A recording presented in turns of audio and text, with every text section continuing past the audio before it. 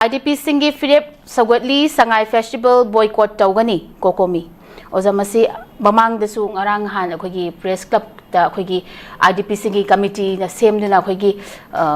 Kogi Sangai Festival as Irang Loshandringai Makogi Yumda Hanjal Handri Pawadi Manipur the Sangai Festival Tawagi Kogi Tobiganu Habigi appeal Sulaikre Masigi my Amu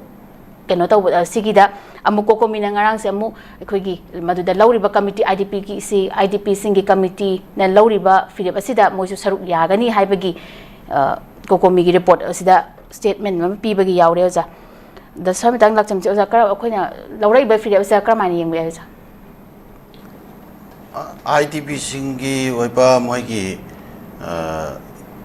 City Moigi Wafam City Tamoidagi Mogi Tamoidagi Tolakpa Nuaitaba Mogi Tamoidagi Tolakpa Bendaba Adagi Mikap Mirau Kon Adagi Makoina Mayok Nariba problem sing Aduga Ngasimak Makoi Tasena Miyama Ojawa Taragasu Miyama Oibiki Makoida Pampam Tokpa basic net singdo Adu Makoi enjoy Tauraga Pangba Namjadraba Masagi Mayumda Labor Pangjadraba aduga makoigi future se karino haiba makoida hujik phawba tangdangba chapchana khangba ngamreba uncertain oiriba sigi tangkak se sida akhoi lepak si nuai ai fari akhoi lepak sigi phajaba destination sini haidana malemgi miyam da saktak ba haibasi musi wahan thok leitaba adumbo afam amani haidana adumaina lofam thoi na IDP singna hairibo afam che musi akhoi Achumba Koi Tavayaba, Masunga Koi Kandan in a Vayaba, Duga accept the Vayaba from money, Hanaquina, so the man filtaway, and IDP Singna, Moigi problems is Subchana solution, Late Fauba,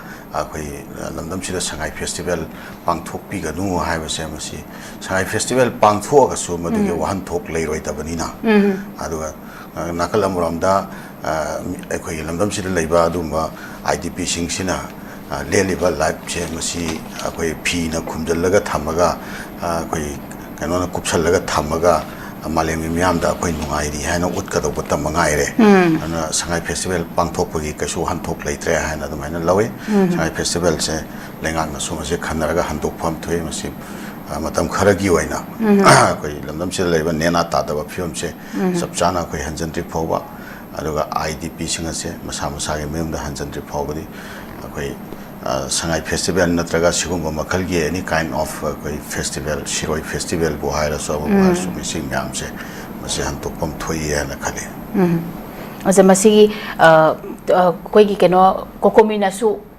Koi boycott the Wani Habagi or Famasu Yaukre was Aqua, on the Matamas Nokazakogi, Kokina Lambi Samjila Pada, security na Yanguna Lai Haiduna, Iran Hokre. Kangpokpi District ki Wakana Maibung Kulgi Kuki Kulgi Kunjasing na Imphal East District ki Letan Pokpi Maning da Laiba Jing Walambi Sembagi Tabak Chatarabasu Mafam Aduda deploy Tauriba security forcing na ating ba mata pi na yengduna lay haibagi wahoda ngasi miyam na irang horakre Ozamasi mamang desu ko tengkang kaya da lambi sem da naba na ko Imphal East ki SP then DC amadi lengak ta takshin duna lakram neza Dungarang se kogi amuk kogi excavator JCB season duna lambi to khaira pas dagi irang se horokim neza sai matang so lakram mai phungduni kogi lamdam sida lairiba kogi lengak se magi hainaba kogi kanoma khak leye lengak sigi maram chat amakha hojiki lengak si hatare akoi kaigomba thabak ama paikhatpa matamda mafam duda lairiba adumba miyamna Madugi Matanga objection laba, Natanga Madu, Daudanaba, Hairaba,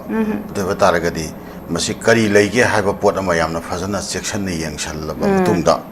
Aduga, Yetnariba, Yanadriba, Nakala Nimaki, Muising to give Marakta, amicable loba, understanding of a proga, talking to Tonaba, Honabagi, Mishatum, Tataba,